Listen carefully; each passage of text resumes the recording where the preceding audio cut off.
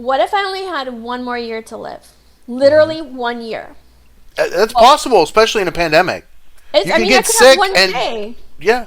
Or walk out and get hit by a car. I don't know. Oh, Whatever, totally, anytime. right? Yeah. Anytime. Lightning. Nobody knows, right? But Yeah. but I made it real for myself. I said I have 1 year to live. What am I gonna do?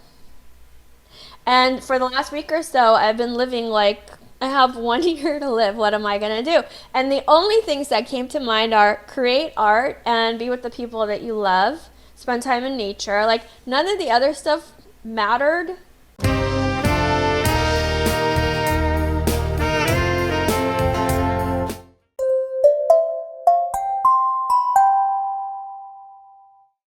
Hello and welcome to Flowering Creativity. This is the podcast where we explore the lives of creative people and provide practical tips for helping you to achieve and sustain your creative lifestyle and goals. Today, I am honored to speak with Marina from the Piano Keys. She's been teaching people how to play the piano almost as long as she's been playing, pretty much her entire life.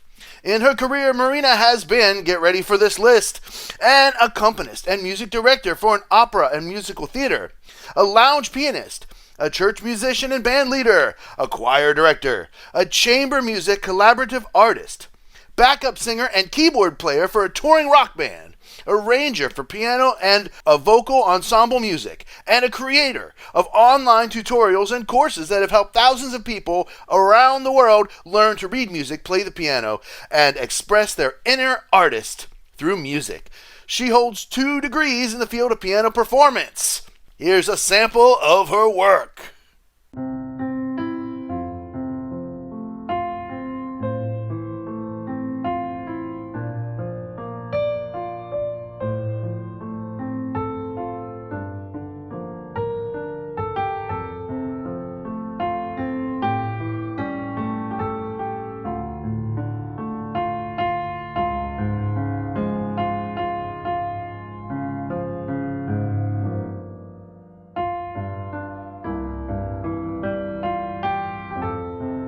Common time, cut time, regular time, double time, half time?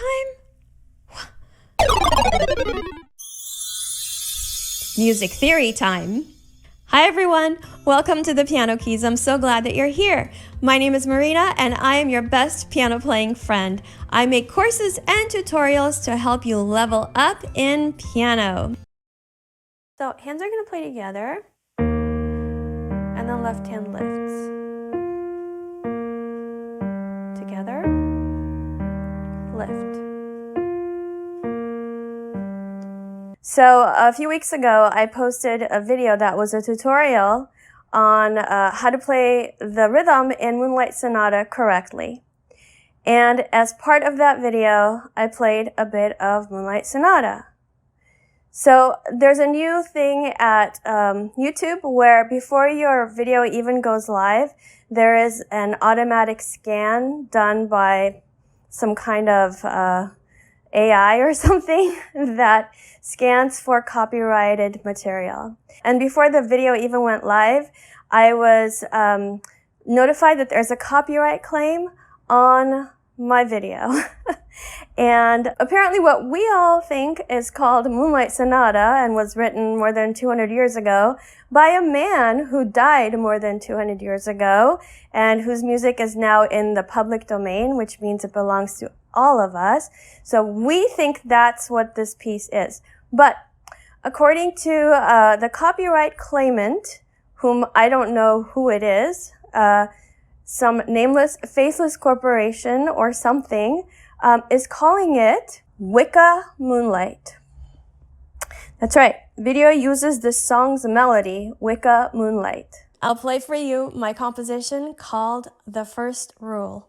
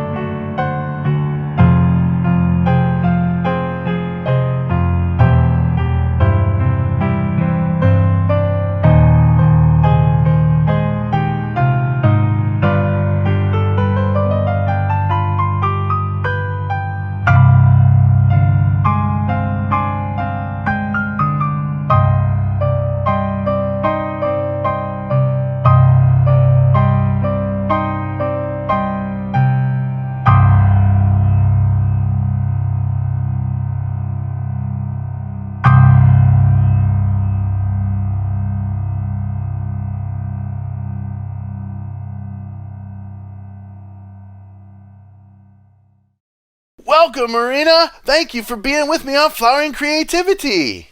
Hi, Matthew. It's so good to be with you again. Yeah, so it's been a little bit, but today I want to take a deep dive and talk about you and your channel, and we're also going to talk about the pandemic. First off, and you can go wherever you want with this, how would you say that you use creativity in your work? I'm not sure that I use creativity as much as creativity uses me. I feel like, okay, this is kind of woo-woo right off the bat, but Well, just talk about what you do a little bit. That's all. Yeah, there's like this river of music, and I just kind of tap into it every once in a while, whether I'm composing or arranging or just even playing music that's been created by somebody else. It just kind of exists, and I tap in and I bring it to this world, and then I let it go. I guess, can you call that creativity? I don't know. Well, yeah, absolutely. Right on. Well, I mean, I just gave this big giant list of stuff that that you've done, and you don't really look to be a senior citizen, so that's a pretty long list of accomplishments. Why don't you just tell me a little bit about something that you think stands out? So the thing about me is I get acclimated to things very quickly, and so I always have to do a million things at the same time. So those things that you read off were not in like a linear sequence. They just kind of all happened like a bubble that I was in. So the thing that stands out for me that I love most is collaborating with other people, making art, making music, and also helping other people access their own ability to do that. Yeah, seems like you've been doing all kinds of stuff in the creative arts, all the way from playing rock and roll to opera. That's really cool, and I really love a lot of music and different genres, and it's just really cool that you've had such a wide experience. Very Yeah, I cool. started off as a classical pianist, and I was that kid that was practicing when everybody else was outside playing, and I had to win scholarships because my parents couldn't afford piano lessons. So I basically paid for the lessons with my own work at the piano. During the time when I was getting my bachelor's degree, not only did I have interest in other things, but I noticed that the way to make money as a musician is to be versatile, and so I started to branch out. Yeah, I mean, you kind of have to, and if you look at all the different things that I'm trying to do right now, like if I was making a list, and it gets baffling when you look at all the different things. Yeah, totally. I completely understand. That's Especially really us, cool. being on YouTube, we have to understand about lighting and sound and recording and editing and uploading and promoting and making like it's things that you never imagine yourself as a musician to know how to do, right? I'm like spending more time in Photoshop than I am in my DAW right now, and that's sad because I never wanted to do Photoshop, but I have to. It's sort of a necessary thing. I totally feel you. Yeah, I too. I feel like I spend a lot of time staring at a screen editing, and sometimes I just stop myself and say like, am I still a musician? What am I now? I have no idea Right? what I am. I totally agree with that sentiment. What is this life? I don't get it anymore, but maybe that's a good thing. I don't know. Right on. Okay, so how has the pandemic affected you and your creativity? Ugh. I mean, this is especially relevant right now today. I just heard that my favorite band, who I was procrastinating buying tickets for, who's coming to my town in the next couple of months, they just decided today that they are postponing their tour for at least till next year. What band? Dream Theater. Oh, okay. Yeah. I was so pumped up to go see them this fall, and then they're just like, with all this vaccines and everybody getting sick and people still getting sick, we're just going to wait. Yeah. You know? Yeah, I'm pretty sure I share a lot in common with all performing artists, and maybe all artists. I don't know, but I'm thinking performing artists because we need an audience to be in a place so that we can Right. do what we do.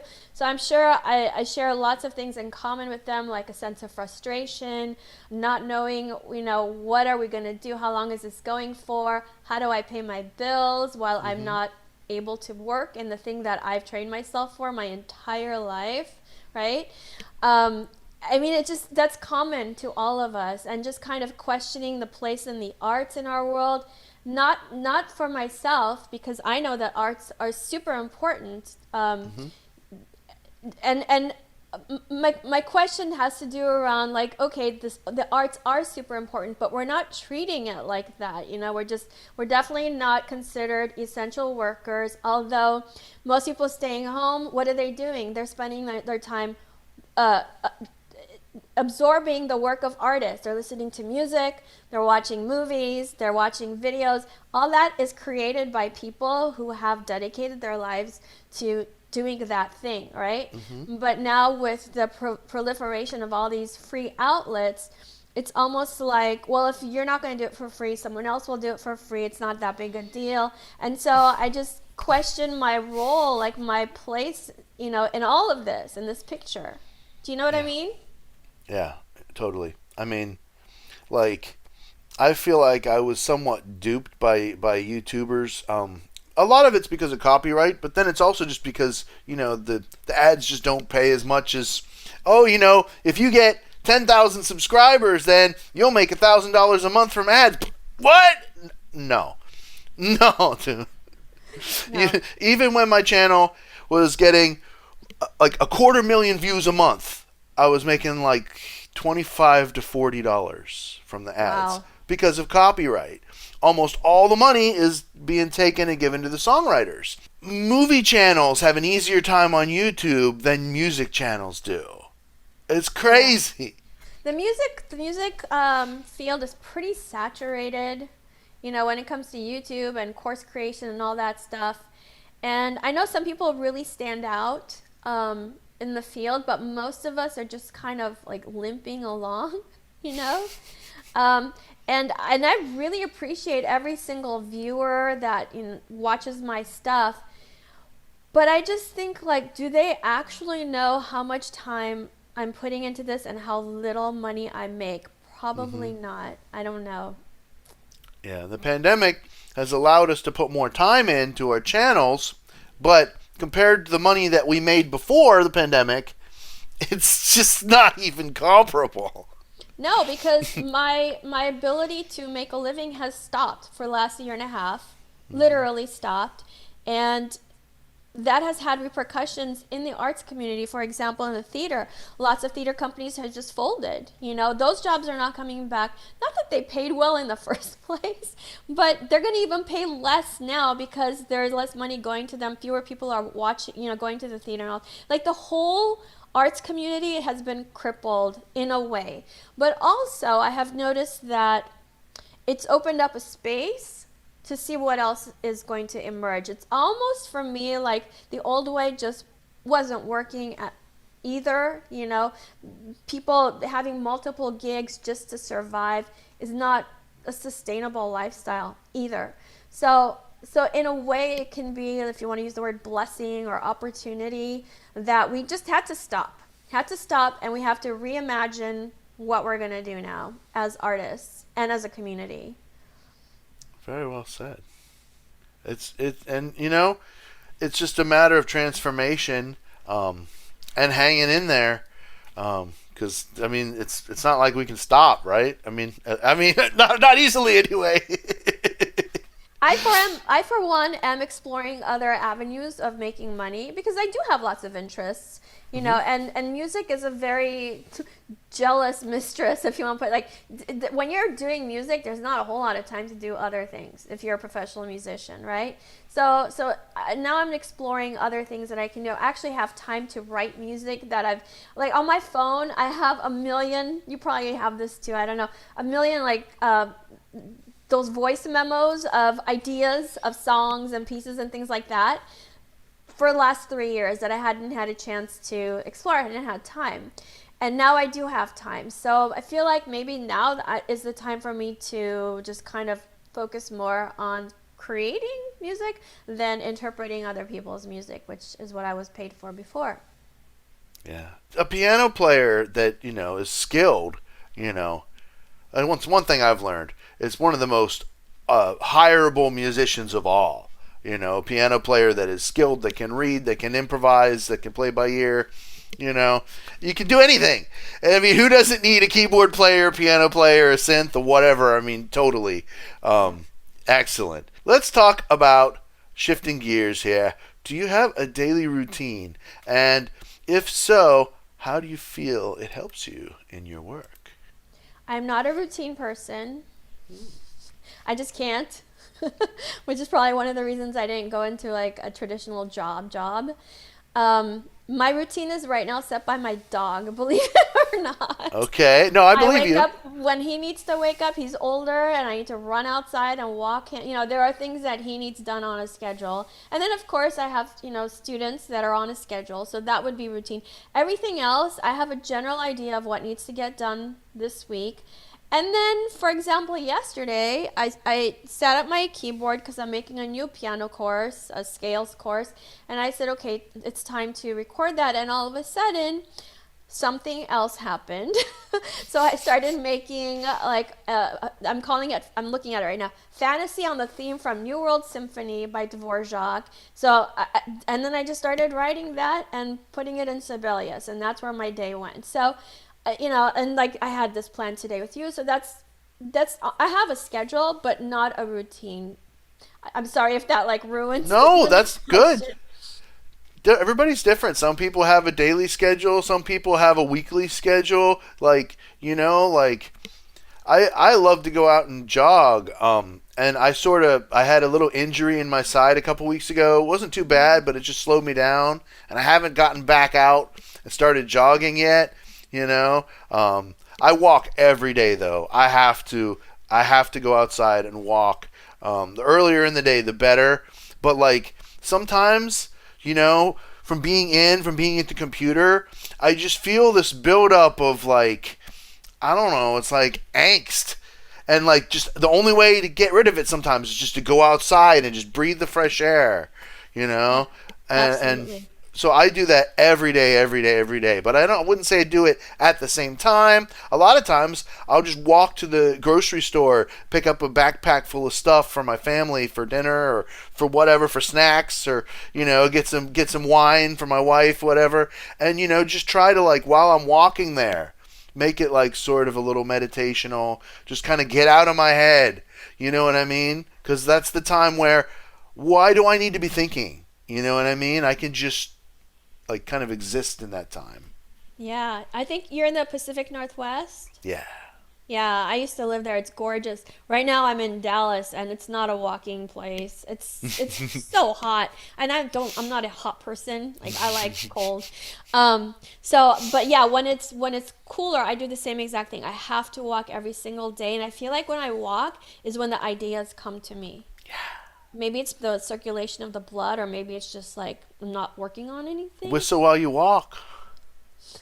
I mean, like whistle while you work kind of thing, but like, less stressful. Yeah, of course. And the trees and the air, everything is so good when you're walking. I agree. Definitely. I love doing this show because you get a chance to talk about some really cool stuff. So the next question is challenges. What challenges have you faced that have disrupted your creative flow? Dabbling in funny voices too. Yeah, that was amazing. Challenges that have disrupted my creative flow. I think it's a challenge that most of us face, which is financial security. Yeah. Like if I didn't have to worry about money ever, I would just spend my time creating music nonstop, basically, unless I'm going dancing or exercising or something like that. But then you think like, okay, is this gonna sell? Are people gonna be interested in this sort of thing? So there's a bit of that, the commerce that steps in, So I guess that's the challenge, is trying to figure out what I want to do as opposed and balance it out to, is anyone going to pay for this? Yeah, the big issue that I found around where I'm at is that the gigs for music are starting to have like more of a Nashville vibe. And what I mean by that is that rather than the club owner, manager, whoever dealing with the artists, instead they pay a small amount of money, I don't know how much, to some person who then books entertainment. But then the catch is the entertainment has to play for tips. So you've got somebody collecting money to make phone calls and emails, and then the artists get nothing. And I'm sorry, I don't want to do that. I'm more seasoned than that. I played for money when I was a teenager. You know what I mean? Like, it's not right. But like at the same time, you know, it's the environment that I'm in. So it's kind of like, okay, well, I just have to kind of go looking elsewhere. I'm not trying to be like this ego person, right? Like, oh, I'm so good, I'm worth all this money. It's more like you said earlier. You know, you put all this life energy, all this practice, your whole life into it. You study, you polish it. You know, you've done it before. Like people have, told you, like you've got reviews. Like it doesn't matter though because the whole economy of it just changed. Well, not only that, but you've also put a lot of money into your gear. Yeah. Right? Like right now, as I'm sitting here, I've got 6 computers that I use regularly to do what I do. 6 computers. 6 computers. I've got right now. I'm just using the webcam on my new computer that I bought, my new laptop, so I can stream without stuttering. I've got above me. I've got 2 cameras. One is a Canon for recording courses and tutorials, and the other one is a webcam for my lessons, so my students can see my hands. I've got the keyboard. I've got the interface. I've got lighting. I've got a microphone. All this stuff costs money, right? Oh, yeah. And then when you put up your videos on YouTube for free, and then I'm going to say this, and I hope nobody gets offended by it, but people don't even want to press, like, because it's like too much effort. Then you just go like, really, it's absolutely free for you, and you don't even want to press a button to help me. You know what I mean? Yeah, it's and the click through was one of the things that I've been having trouble with, and I tried to make really good thumbnails, but I feel like my channel's audience is such that there's just a lot of people that have signed up for a specific show, not only a specific show, but when I feature specific artists on that specific show. And so as they're scrolling through, if it's anything other than that artist that they're looking for, they just scroll past it. I could spend 3 hours making the thumbnail look amazing and cut each of us out and put it on the most beautiful thumbnail from the original video, the original shot with the artist in the perfect pose, and put the perfect text on in the perfect way, and even to the point where my wife says, because she's the one who's teaching me, she's my Photoshop teacher, to the point where she says, yeah, that's good, and I still get 4%, 3% click-through, because so many people are just scrolling by.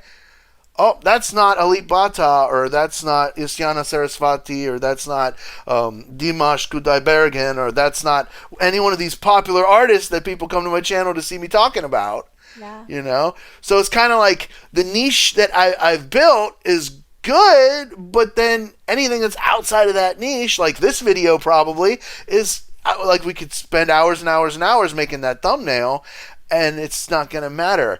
And so what I've been trying to do, think of a tree. Like I kind of grew tall, right?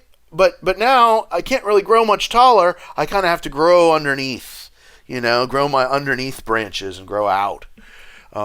And so that's kind of what I feel like this process I'm experiencing now is the growth is slowing, but I'm growing in other areas, right? Growing other fans that like other things other than just those first few artists that helped me grow tall real quick. If that makes sense. So, yeah, totally. I've been researching a little bit about this, and I even bought a book and everything. I'm not going to mention it because whatever. Khalifa coffee, gonna get that cold brew. All right, we have officially lost it. That's wonderful. Oh, cool. I wasn't prepared for that. That's cool. I like it. See, you're catching me off guard, and that's hard for people to do, Marina. I love it. Well, 2 thumbs up. Yay! So gonna make me blush a little bit. My point was that I read in this book, and I didn't really, I guess I knew kind of in the back of my mind, but you can have a bunch of different channels that speak to different audiences. Don't try to put everything on one channel, because what's going to happen is what you're kind of experiencing is like people tune in for one thing, not necessarily specifically what you said, but they're like, wait a minute, that's not what, and then they just kind of forget about you. So apparently many of the very huge YouTubers, the ones that are basically making millions, have a bunch of channels, and they pay other people to create content for them. So maybe that's something for you to think about, like have a channel for this particular person's work. I don't know. I'm not telling you what to do, but it might be something for you. I'll tell you later what the book is if you want to get it. Neat idea. Definitely, one of the things that works with YouTube specifically is consistency. So, daily uploading is the best. Yeah. I can't even imagine with doing the daily uploads I'm doing, plus the live streams, plus I'm doing a weekly Patreon video every single week that you don't get unless it's early release. So it's like I can't imagine adding another channel. No, so that's when you have a team. You have literally hire people to do your thumbnails. You hire people to do your editing. Okay, I get it. So I'm making $35 a month. So I can go ahead and sublet out and hire somebody to do it for $20 a month, and then I keep the other $15. You think somebody will do that for me? I don't know. but here's the good thing about the global market is there are people in other countries for whom 25 is pretty good money. So that's messed up. It's true, but it's messed up. They have lower cost of living than we do. Are you kidding? American real estate is insane right now. I know. It's all messed up. But that too is messed up. Everything about the world is messed up. Yeah. And that's why we need the arts. Because without the arts, there's no point in living. I actually, if I can share something really kind of weird. Mm-hmm. Can I? No, please. That's what this is about. So I like to think differently than most people, apparently, and I didn't set out to be this way, but just the feedback I've gotten, I don't think like most people. And I thought about a week ago, what if I only had one more year to live? Literally 1 year. That's possible, especially in a pandemic. You can get sick and day. Yeah. Or walk out and get hit by a car. I don't know. Oh, totally. Anytime. Right? Anytime. Yeah. Lightning. Nobody knows, right? But I made it real for myself. I said, I have 1 year to live. What am I going to do? And for the last week or so, I've been living like, I have 1 year to live. What am I going to do? And the only things that came to mind are create art and be with the people that you love. Spend time in nature. Like, none of the other stuff mattered. Like, doing my dishes doesn't matter. Cleaning my home doesn't matter. Getting upset about the guy cutting me off on the street doesn't matter. Your home looks all right. Huh? Your home looks all right. It doesn't look awful. No, dude, no. It's bad. It's bad. Oh, so tonight I'm going to go on to, A&E, and I'm going to turn on that Hoarder show, and I'm going to see your face, and I'm going to be like, oh my God, I just talked to her. No, but I will say, I did my laundry about a week and a half ago, and it's still not all put away yet. I've been there. I've done that. Yeah, I mean, because, you can just grab it out of the basket if you need. I don't even have it on the basket. All right, we're going to move on from this topic now. Oh, no. I think you've segued beautifully into my next question. How do you deal with excuses on a daily basis? My excuses? Or other excuses. People's? All excuses. Yours, other people's. You know how it is. This is how everybody thinks. I don't have excuses. I have reasons. Other people have excuses. So, how do I deal with that? Listen, we're all human. I'm not here to be perfect. Doing the best I can, and sometimes I don't do the best I can, and I call myself on it, and I try to clean up any mess that I made, not literal mess, but and just move on. One of my very dear friends died about a month ago, very unexpectedly, and it's put me off my trajectory big time, And I haven't really taken the time to mourn because, as you said, you constantly have to keep creating. And I feel it in my body. I feel a tiredness, like hey, take a second. And so it's almost like I go in the opposite direction of making excuses. I don't take excuses for myself, which is not really a good idea. If you're a human being, you need to live life and not just be like working all the time. I literally work until I fall asleep. Then I wake up and I start working. But I love to work, but that is not a healthy way to be. So maybe I go too much in the other direction. No excuses. You're tired. You have a video coming up tomorrow, so you're staying up till 4:30 until it's done and uploaded. That's just the way it is. I was telling a friend of mine, if I were working for myself as a boss, I would not work for myself. I would quit. I know. I'm like the same way. Like I drive myself so much harder than I would ever like allow myself to work. But there's reasons for that. It's my wife works so hard, and she's giving me this opportunity to really attempt to stay self-sustaining and not have to punch a time card for somebody. I once had a very long phone interview with a guy who owns a music school, kind of like 40-minute drive from where I was. And I liked the idea of his school. I liked the philosophy. It looked good. And we talked for a long time, and he really talked up his school, and I was like, yeah, I'm in. I would love to come and see it. And then he goes, oh, and we pay $20 an hour. And I was like, excuse me? I can make way more than being a waitress and not have to like nurture people's psyches, which is what you have to do when you're teaching, right? And be responsible for what they're learning. I could literally make more than that serving people food. Yeah. And he said, well, I understand that if you can't do it, and I wish you well. And he's got several schools in the area, so he's making money. It's not like he's not making money. And he's got teachers willing to do it. And I'm thinking they're probably people who are like stay-at-home moms or something like that, and something fun to do, or brand new, or college students, things like that. But not people who are doing this like for a living. The biggest excuses that I've been having is, like going out and like looking for these gigs because I'm in Oregon, and right now we're the maskiest state in the whole country. You have to wear masks even when you're outside if you can't like be like really far away from other people. And it's kind of insane. Like my daughter has to wear her mask at school all day, even when she's outside. Like the whole time, even during PE. Can you imagine having to exercise when you're forced to wear the mask and get your heart rate up? Like, I don't know. That's like, that's got to be tough. Yeah, so, I can imagine that.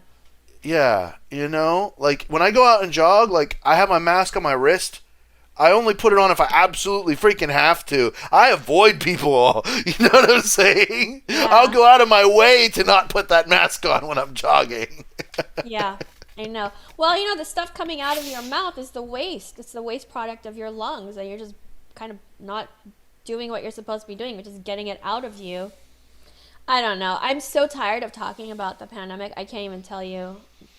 I don't know. It seems like it's just gonna continue whether we like it or not. You know what I mean? That's just kind of what it feels like.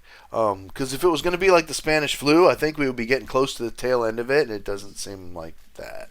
Well, we're a much more mobile society than during the Spanish flu days. Way more mobile, and there's a lot more of us too. True. Right? The population of the world has doubled since then. I want to say something like that. So different circumstances, Yeah. Definitely different circumstances. That's what the this podcast was birthed from. Like, honestly, a lot of what I've done has been, and I was talking about this on the live stream yesterday. Yes, it's been to grow my channel and gain views and subscribers and likes and all that great stuff. Yes, of course I want that. And I'm super grateful for every single person. But the real reason why I started doing the sound, why I started before that, Jam and Chat, why I started Flowering Creativity, is to talk to my friends. You know what I mean? To network with people, like to get to meet cool people, and like you, Marina, and like talk and like learn cool things about music and share the sound. What we do is we share our favorite music with each other, and then we talk about it. And sometimes it's this brand new song by one of our old favorite bands, or sometimes it's a classic thing that we love. You know what I mean? And it doesn't matter what genre. We do everything from, opera to death metal. So it's really cool. And I do it mainly for the social outlet because, otherwise I'm at home just staring at my computer screen. It really helps to have some other people to interact with during that time, Yeah. Well, I started my channel way before the pandemic, and I started it for a couple of reasons. The first was I would have students keep telling me, like, why didn't I find you sooner? I haven't had a teacher like you. You need to have a bigger audience. And I thought, okay, like it keeps happening over and over. And I had watched some videos on YouTube of pianists teaching stuff, and I would notice that they would teach like a bit of what they were doing, and then they would go on and do some really cool stuff that they didn't talk about. Like, it was kind of like a bait and switch, So that was one of the reasons I wanted to make this accessible to people who really wanted to learn. And I don't know if you've watched any of my tutorials, I literally go note for note and like put this finger here to like demystify how do you get these sounds out of the piano. But another reason I did it is because I was spending so much time like sight reading basically for gigs, wherever I was going, there was music in front of me, I would play it, and then I didn't have a repertoire anymore. Like, I had forgotten all the songs and pieces I had learned because I just didn't have time between teaching and doing that sort of thing. I didn't have time. And so I thought, okay, if I have to actually like make arrangements and things like that, which I was doing anyway for my students, then I have to learn those pieces. I can kind of have them in my repertoire. So in a way, it was a little bit like a selfish thing, but also to reach out to people I would never meet in real life. Yeah, I mean, the internet is such a great tool. I have one more question here for you before we move on to our bonus content. So, how do you manage your stress? I used to go dancing. I love tap dancing. That was my outlet. Or just dancing. That doesn't exist now. So I manage my stress. Oh, that's a good question. Do I manage it? I guess I go walking. Physical movement is how I manage my stress. I love Latin and ballroom dancing. I love to dance with my wife. It's so much fun. Yeah.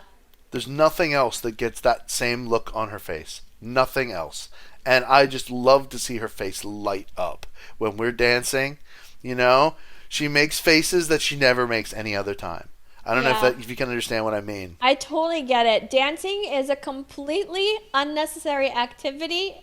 If you look at it from a practical perspective in our current society, dancing is unnecessary. But from a human perspective, there's something in that movement, especially when it's done to music, that feeds your soul in a way that nothing else does. And I don't understand why, but it just is.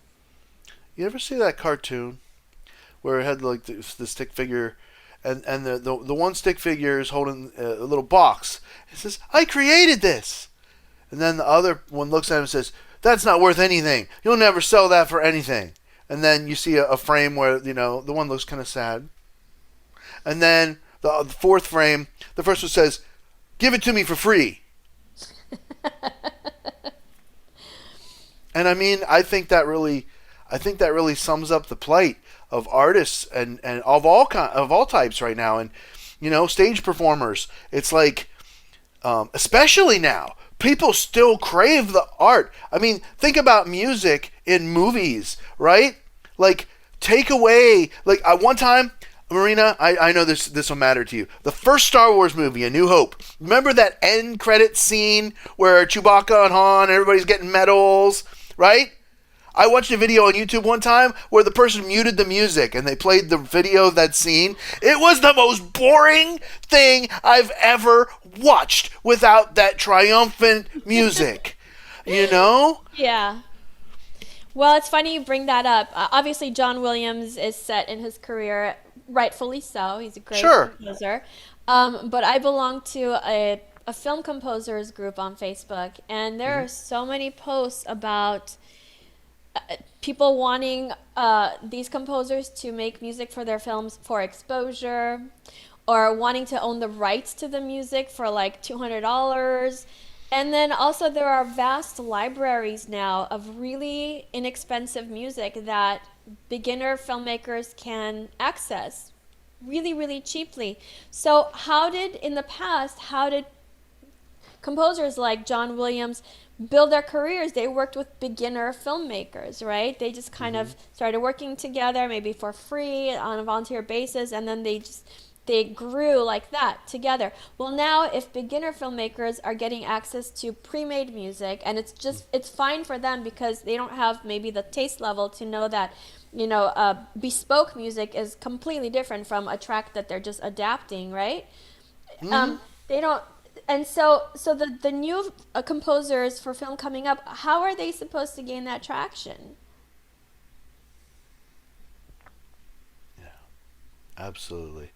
It's been so wonderful talking to you, Marina. I could talk to you all day, but I have to edit this, so I don't want it to be too long. All right, I'll stop talking. No, you're wonderful. You're wonderful. You're a joy to have. Everybody, please make sure you go over to the Piano Keys, subscribe to Marina. Why don't you tell everybody how they can find you on social media, and tell everybody about your website and all the stuff that you do. Thank you, Matthew. My website is thepianokeys.com, and there you can find, I'm updating it now, there you can find all my courses and sheet music arrangements and recordings and things like that. On YouTube, I'm at The Piano Keys. On Instagram, which I almost never post anymore, The Piano Keys TPK. I have a Facebook group where you get to interact and ask questions and post videos. It's called Piano Practice Tips with the Piano Keys, and my Facebook page is The Piano Keys. Go join my group, the Piano Practice Tips with the Piano Keys. Well, thank you so much, Marina, for being here with me on Flowering Creativity, and we'll see you next time on Flowering Creativity Podcast.